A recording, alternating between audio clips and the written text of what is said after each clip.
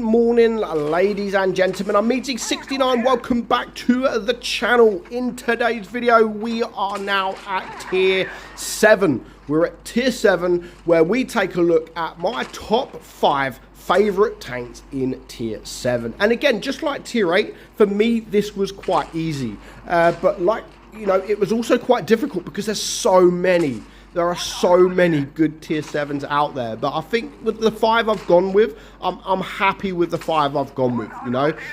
Again, my 5 might be completely different to your 5, and if they are, you know, I'd happily like to know what your favourite tanks are in the game, especially when it comes to tier 7. So let me know in the comments below. Now, if you haven't subscribed to the channel, get subscribing. Again, I want to get to my ultimate goal. My next goal, of course, is the 69,000. But my ultimate goal is, of course, 100,000. So it is free, doesn't cost anything to hit that subscribe button. And again, in the next week and a half or so, we will be having another tier 10 giveaway. So make sure you're subscribed to the channel because you do not want to miss these free tank. You know, it's a free tank, a free tier 10 tank.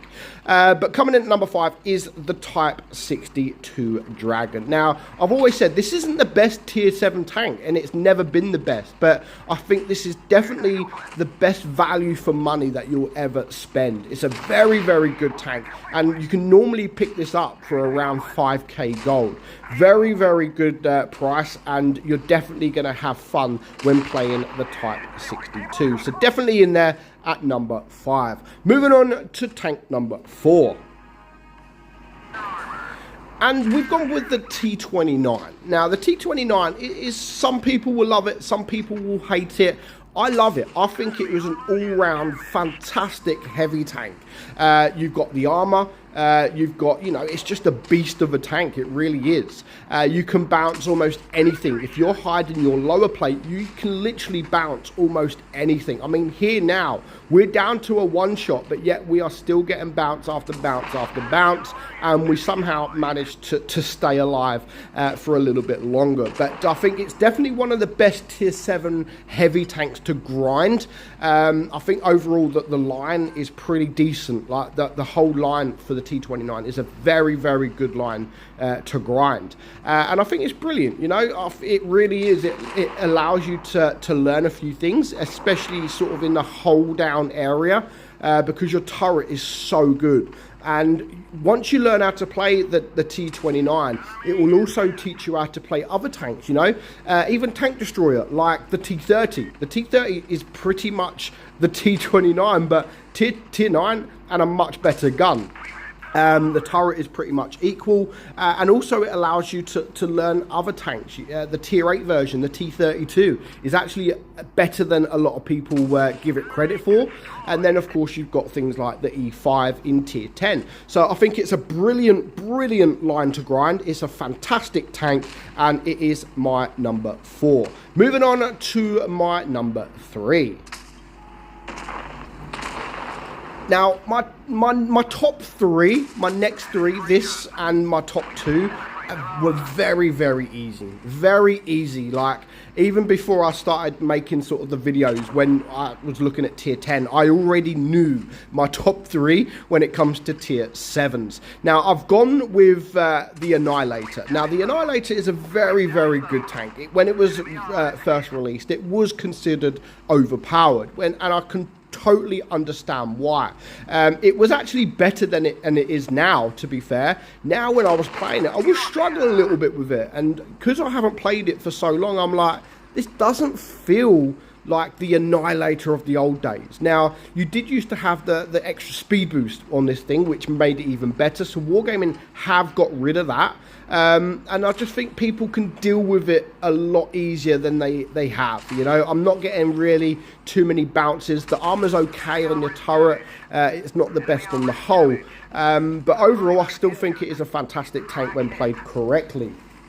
And it is definitely my number 3, and it's worthy for my number 3. Moving on to my number 2. And again, just like the Annihilator, this tank has been around for a very, very long time. It's nowhere near as good as it used to be. We are, of course, talking about the Dracula, but it's still a fun tank to play. The speed of the thing, just the fact that you can get around the map, you can rush around the map as quickly as possible, you can drift, you can ram, you've got the auto track, so if you do get tracked, you can still sort of it sort of repairs itself after 1 second. Absolutely love the Dracula, and when you can play 2 of these in a platoon, honestly, you will not have more fun than playing 2 Draculas in a platoon. Again, it's not the best of tanks when it comes to tier 7, but it's definitely one of the most fun tanks to play in tier 7, and especially if you can play it as part of a platoon. 2 of these tanks are absolutely brutal, especially if you don't play it like a normal tank. If you play them like they're supposed to be played, 2 of these in a platoon where you just rush to the enemy as quickly as you possibly can. Yes, sometimes you will die very early on, very quickly, but it doesn't matter because it's fun. It is still fun. The Dracula has been released now quite a few years, and in my opinion, my view on the Dracula has never ever changed. It's always been a fun tank. It used to be overpowered when it was first released, but it's just because people didn't know how to deal with it. Just like the Hellsing, you know, people didn't really know how to deal with these 2 tanks. Now the Hellsing is nothing. You know, it's absolutely nothing. People are not scared of the Hellsing. They don't really care about the Hellsing. However, the Dracula can still do a lot of damage very, very easily. I mean, this game, we could have even finished with 4k damage if it wasn't for supremacy points. The fact that you can turn tanks, you can circle of death them, it is very, very fun to play, and definitely a worthy second favourite tank. Moving on to my favourite tank in tier 7, and again, it is a very easy pick. And if you did not guess it was the Smasher, where have you been living? I had to choose the Smasher. I really, really had to. I couldn't pick a different tank. The Smasher is just insane. It really, really is insane. Always been my favourite tank since it was released. Of course, it helps that it is overpowered. Of course, it does help that it's overpowered. A lot of people nowadays will think, you know, it's not as overpowered as it once was, and that's fine, you know, and I do agree with that, but you can still go out there, have mega fun in the Smasher, and that's the same like the Dracula. You know, you have 2 of these in a platoon and you can be absolutely devastating. You can one-shot tanks easily. You can 2-shot tanks, you know, even tier 8 tanks. You come up against them in a platoon and you can pretty much take them out with 1 shot each. It's up there.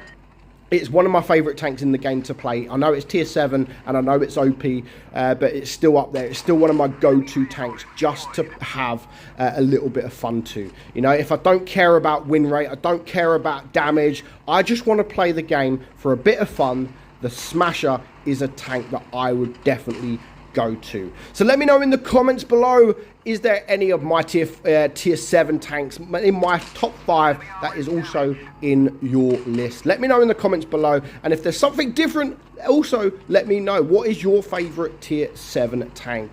Let me know. Hope you enjoyed the video. I might be back tomorrow with tier 6. It might be a different video, but I will definitely be doing my top 5 tier 6 tanks. So stay tuned, get subscribing, and I'll see you very soon. Bye-bye.